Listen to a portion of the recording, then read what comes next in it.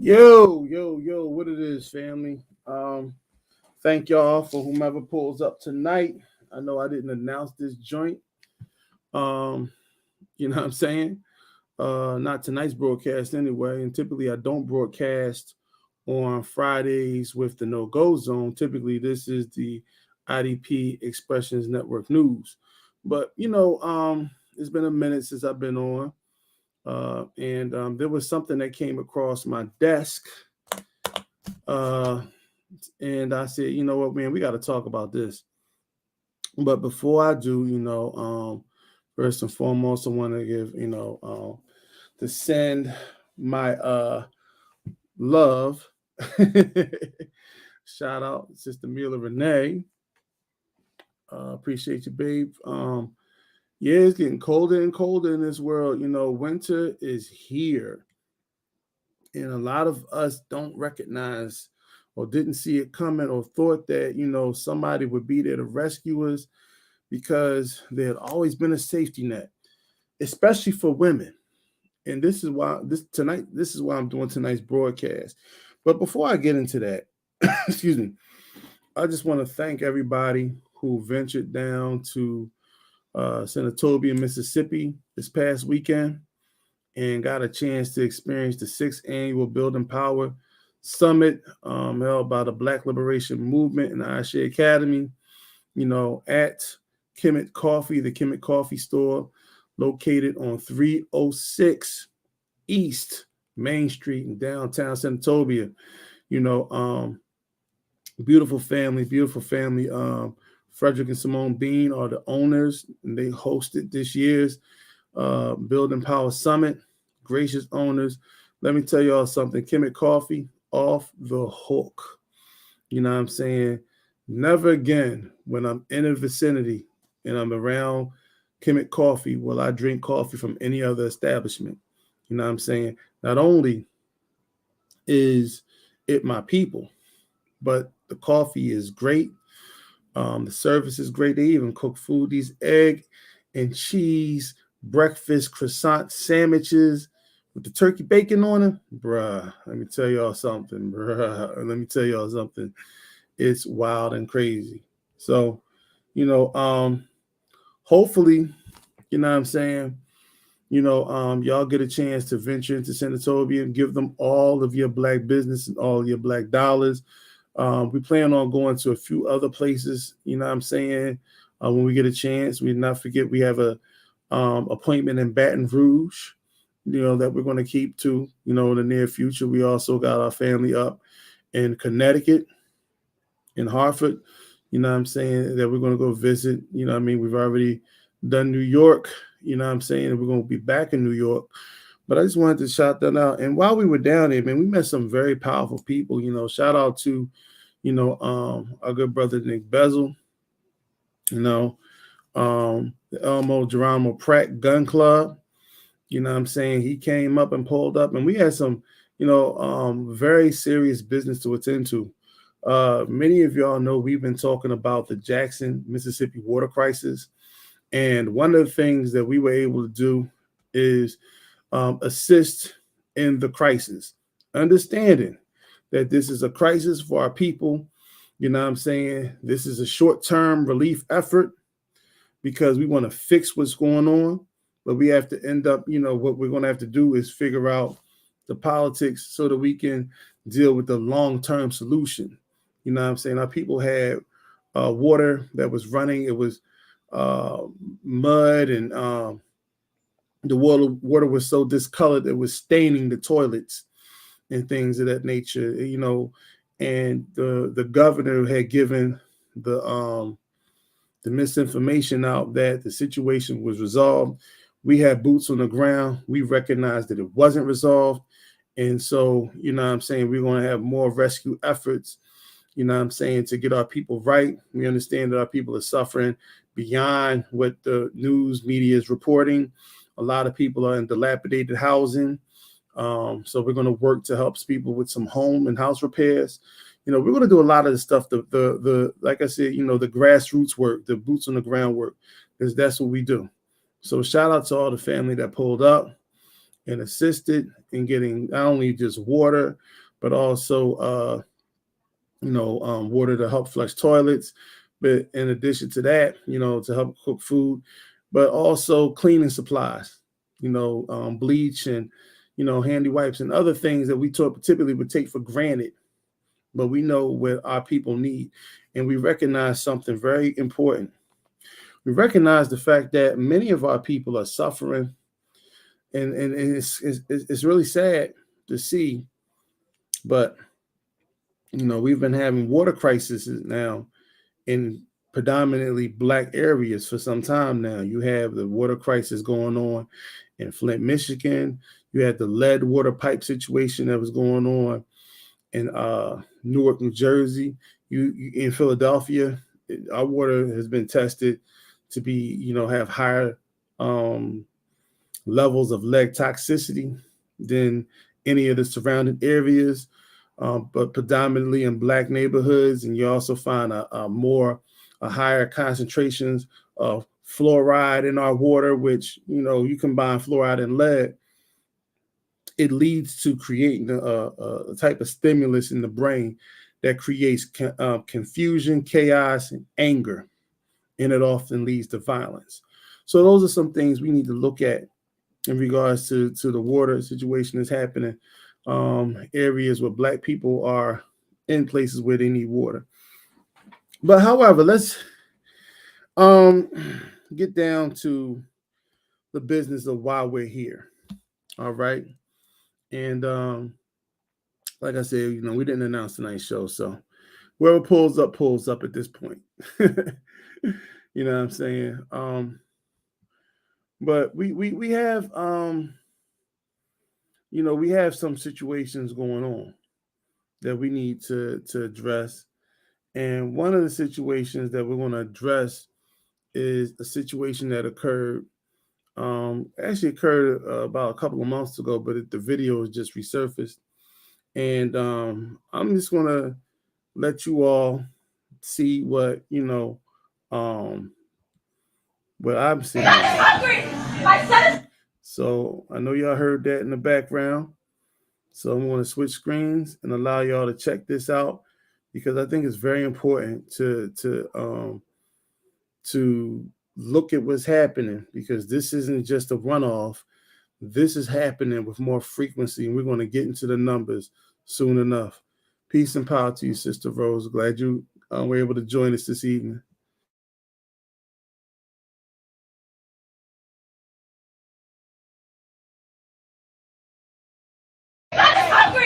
My son is hungry. You gotta eat.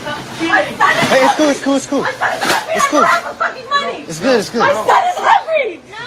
Shit. Wait, what do you want? No. My son is hungry. How much is it? I'm gonna steal. I don't care. I'm gonna take it. How much is it? I'm gonna take it. Hey, I'll pay for it. My son is hungry.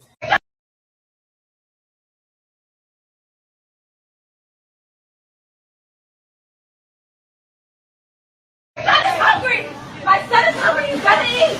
Hey, it's cool. It's cool. It's cool. Money. It's good. My son is hungry. No.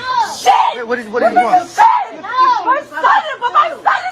How much is it? I'm gonna steal. I don't care. I'm gonna take it. How much is it? I'm gonna take it. Hey, I'll pay for it. My son is hungry.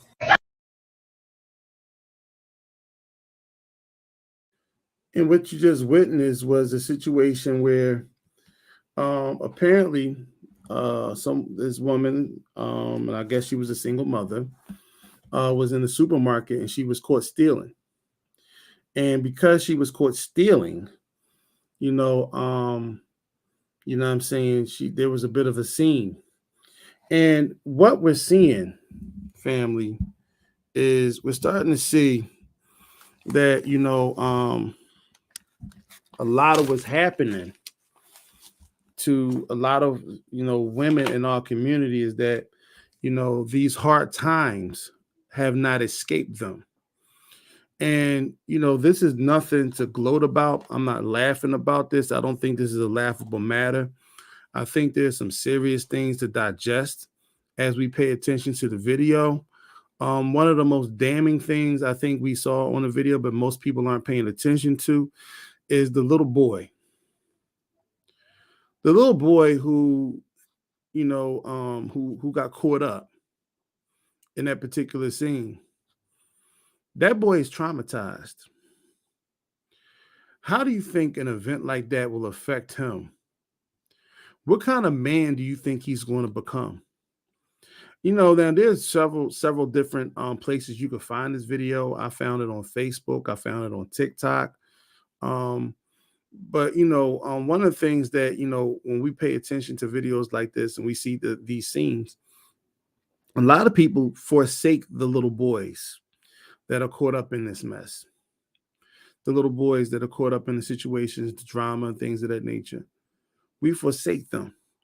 And because we seem to forsake them, they seem to be, you know, um, collateral damage in regards to the outcomes that are occurring. So one of the things that I want to point out in this particular thing is this here. This is the deal. This is what happens when you make deals with the devil. What do you think I'm talking about when I say this is what happens when we make deals with the devil? Peace and power, Sister Naki. This is called a Robert Faustian type deal. All right. Faust, and I'm gonna pull it up on the screen so y'all can see. Faust, this guy Faust had made a pact with the devil. And I don't like, talking about these particular things because, but let's just look at what happened here. Okay. I'm gonna open up the screen a little more so y'all can read it. So this is what's called a Faustian deal. A pact with the devil, aka a deal with the devil, or Faustian bargain. That's what it's called, a Faustian bargain. All right, is an agreement with evil in the form of devil, often as in the story of Faust, with with the paradoxical intention of achieving a higher good that is otherwise obstructed.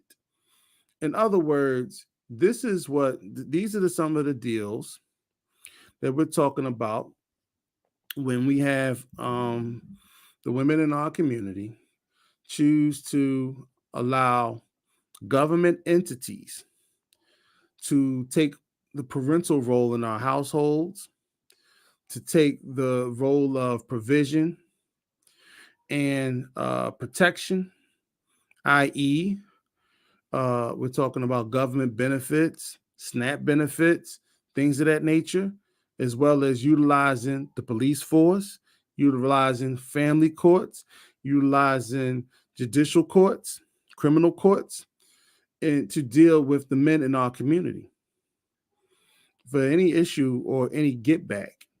And in turn, these deals often leave our women unprotected, uncovered. And what our women have failed to realize is in this particular society, if you are without those protections, that at any given time, the carpet can be withdrawn from you and taken from you, i.e., the situation with our sister here a few minutes ago in the supermarket, getting caught stealing for food. Now, I was just talking to, Mila prior to the show. And one of the things we talked about is this is not an uncommon scene. I've been in grocery stores, I've been in corner stores within the last 6 months where I personally reached into my pocket to assist women who had children who couldn't buy milk, who couldn't buy groceries, who couldn't pay for the rest for whatever, with taking food off of the conveyor belt at the supermarkets and putting it back into the carts because they couldn't afford to. And this wasn't junk food. This was food that they needed to get by. This was cereal for their children. This was, flour. This was milk. This was eggs, things of that nature, necessities. And, they took the money, but they also had a pinch of shame. And see, so they never could make eye contact with me. They just were, at that particular time, it wasn't me, but their circumstances humbled them. And this is not me making light of a bad situation here, because even as a man, I know that these are difficult times we're dealing with, and they're only going to get worse. You know what I'm saying? But see, we have to address the pride that has allowed a lot of our women to be in these predicaments for which they put themselves in places for which their mouths write checks that their behinds can't cash. And then because we're so used to being rescued that when the system, the power structure that they've aligned to, that they've made a Faustian deal with, falls from under them, now, they start to spaz out and they start to lose it. And they're in positions now where they never considered being in. There's a whole documentary series with a brother in Atlanta right now dealing with the homelessness of black women who did not foresee the pandemic coming. And because they did not foresee the pandemic coming, what they what they ended up doing was they ended up leaving the men that they were with, breaking up with the men for foolish reasons. And excuse me. And then 3 months later, the pandemic hit. Their jobs cut them off. So they were unemployed. And then soon they were without housing. One sister even spoke about the fact that she was on the streets and she had reached out to the man that she was dealing with, but she was ashamed to tell him that she was not in a home anymore, that she was living on the streets and in and out of homeless shelters. See, these are the criteria and things of that nature. Now, there's an old fable, an old tale, right? An old tale about a singer, a blues singer out of Mississippi by the name of Robert Johnson. Anybody ever heard of Robert Johnson? Robert Johnson, who was born in Hazelhurst, Mississippi. He died near Greenwood, Mississippi. Anybody ever heard of that brother? Apparently that brother was an average blues player, but then went to the crossroads and struck up a demonic deal in order to grant him success, fame at playing the guitar and being a blues player. Went on to have instantaneous success. He ended up dying 10 years later.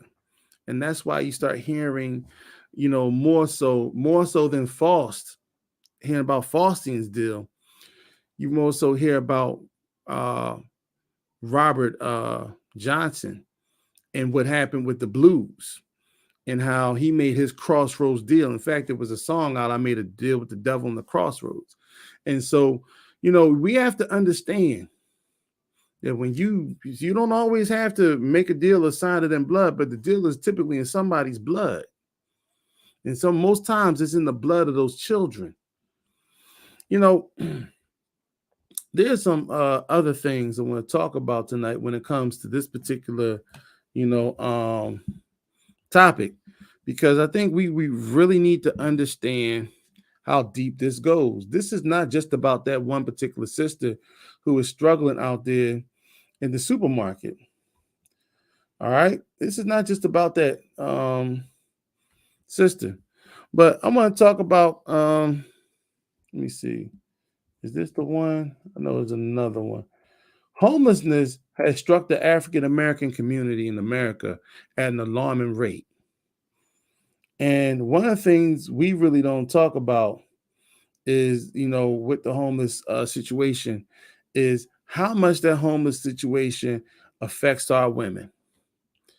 We really don't get into the how hard our community is hit with homelessness. So I want to show y'all something, because that sister losing her shit,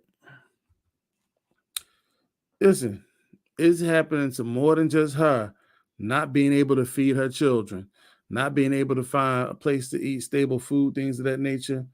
So I want to show y'all this particular joint right here. And this is from a website called Green Doors, and it talks about the family homelessness facts. All right. So I'm gonna go down the list. I'm gonna make the screen bigger so y'all can see everything. Go down the list real quick. But it talks about amongst industrial nations, the United States has the largest number of homeless women and children. All right. Not since the Great Depression have so many been without homes. The statistics below are the best estimates of homelessness, but it's important to note that they are undercounts, meaning there are more people who are homeless than are being counted. All right. So I'm going to go down the list real quick because there's a part I want to get to. When it starts breaking down, because this right here, this is talking about homeless families.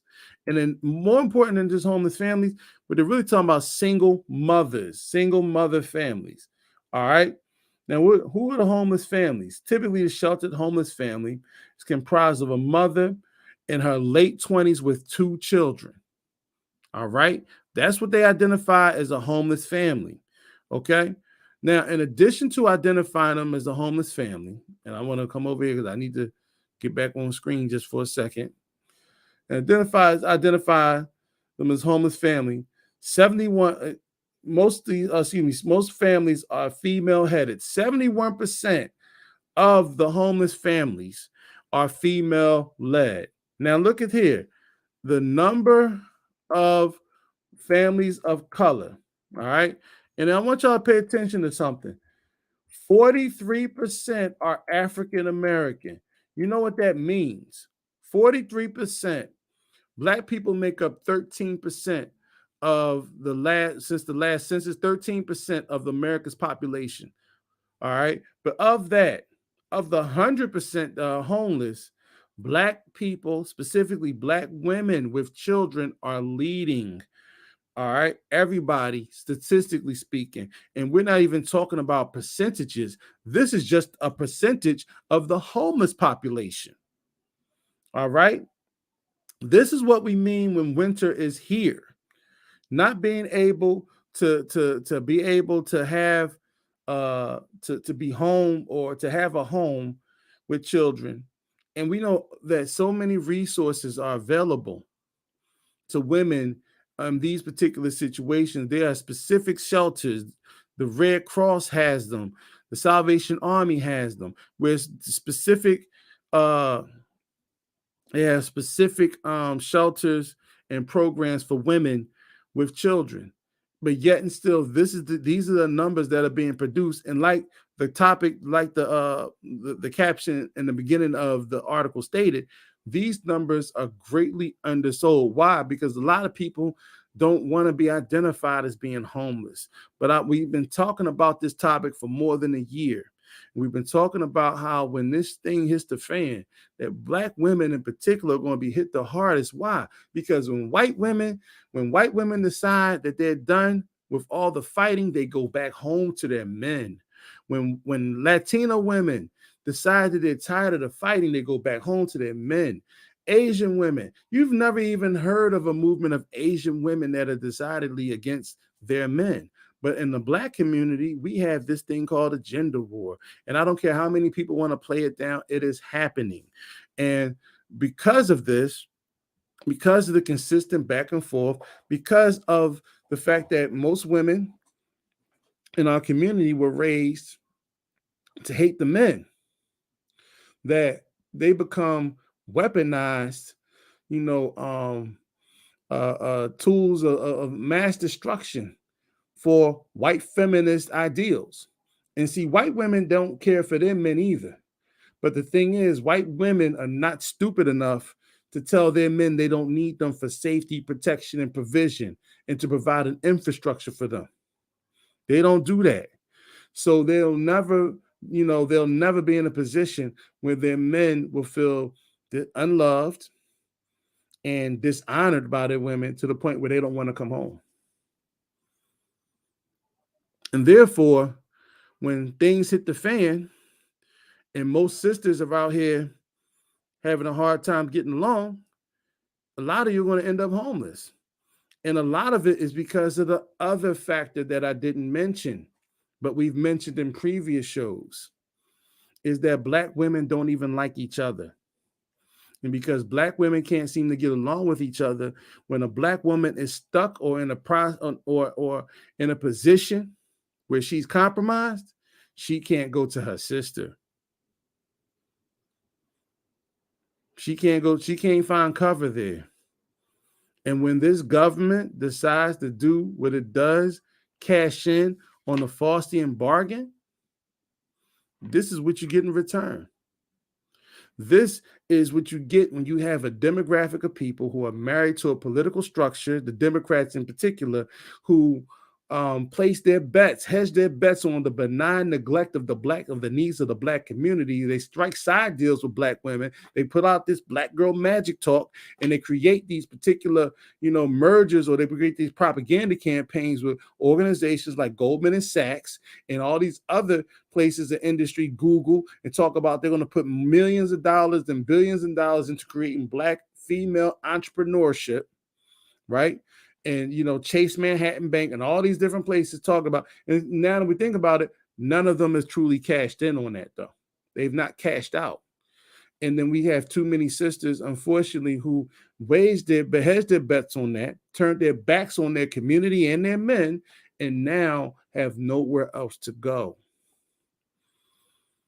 These are the sisters that are mad that because they've said that Black men weren't anything but bullet bags and things of that nature, were angry when a white man decided to date white women in 50 different states. These are the same women that are mad at the same scuzzy Black men who are choosing to use blue passports to leave the country to go find their woman, their wife to be. And the irony in all of this about the concept behind saying that Black men are bad fathers and this, that, and the other is, first of all, the statistics just don't bear it. Black men are the most active men in the lives of their children. And, Judge Joe Brown even went out and done the research to state and illustrate that Black men pay the most, are the most diligent when it comes to paying child support. Not to mention that typically less than 25% of Black men are responsible for the single Black mother parenthood in our community. You know what I'm saying? So 80% of the single parenthood comes from 25% of the men. Got to keep running that back because the entire Black community of men cannot continuously take the blame for this. In addition to this, it comes down to foresight. You see, sisters, and I'm not talking to the sisters necessarily that tune into this show. Y'all are diamonds. and you know what I'm saying? Y'all are needles in a haystack full of needles. You know what I'm saying? Y'all are hard to find. But to the sisters that might stumble across this broadcast, you see, when we start talking about a Black man's protection, one of the best ways you can protect yourself is choosing who you're going to have father your children. Choosing who you're going to build your families with. Because too many times, too often, you talk about, well, you're too controlling or you're too this, you guys want maids, this, that, and the other. No. We want a culture built on accountability and a spirit of cooperation.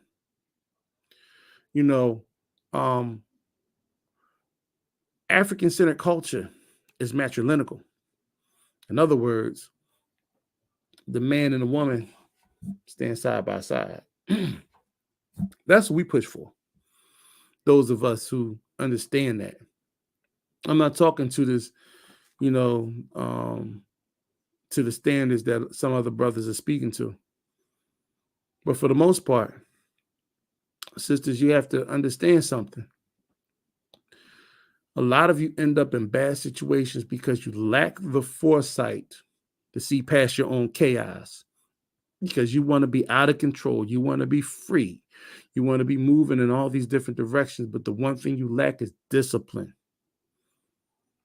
And the discipline to be responsible enough for the lives you bring into this world and the lives you have access to and the people that you are around you. The discipline to choose the right man, not just the man who makes you tingle and you know pushes the right buttons to excite your sexual wilds. You need to be dealing with the type of men that you want to deal with after you have 2 and 3 children and you want a father figure. Those are the type of men you need to be dealing with from the beginning. The men you overlook. The men that, oh, he's just too nice. Or I need a man with a little thug in him. I need a man that can put me in my place. You need that man until you feel like he's abusive. You need that man until you feel like he's corrosive or he's not motivated or anything of that nature. You need to stop putting penis first and start putting priorities first, because that's what adults do. But too many of us think like children. And ladies, you're not alone with that. We got a lot of men that don't mind and will play along with that. We'll talk about that on Monday. But one of the things we have to really get in check is the fact that the nation suffers, the children suffers, the future suffers when you make bad decisions because you're out there mired in your chaos. And nobody can control you. Nobody can tell you what you want, but you still want somebody to want you. You want somebody to love you after all is said and done. Well, I'm going to tell you like this, sisters, and I'm going to say it in a way that I hope you're not offended, but I hope you understand. You can't be out here treating your body like you're in a roller derby, like you're playing Smash Brothers, like, anybody can get into the front seat anytime they want. It's a push button ignition, so nobody needs a key to get inside your engine, to get inside the front seat of your car. And expect for somebody who has saved up his entire life to buy his dream car to see you as a probable option. And unfortunately, the whole concept about you being young doesn't fly anymore, because we were all young. But you knew when you were young what you were doing and what you were getting into. That was at the time when you said you didn't care. That was at the time when you said you will not be controlled. That was at the time when you would join Amber Rose in her slut walk. And these are the inherent consequences. As my baby said on her podcast, on her show last night, on Moments with Mila, we don't make mistakes, we make decisions. Some of those decisions are hard to live with. I don't go to church anymore, but what my pastor used to say was something similar. He said, you can be responsible for your decision, for your action rather, but you can't control the consequence. That's what we're dealing with right now, the consequence. So with that said, family, I want to thank everybody that pulled up tonight. Please, please, please share the broadcast. See if we can build up the subscribership. We're going to be doing some more promotions and things of that nature to get the channel back up to where it was. But I appreciate y'all pulling up and popping off.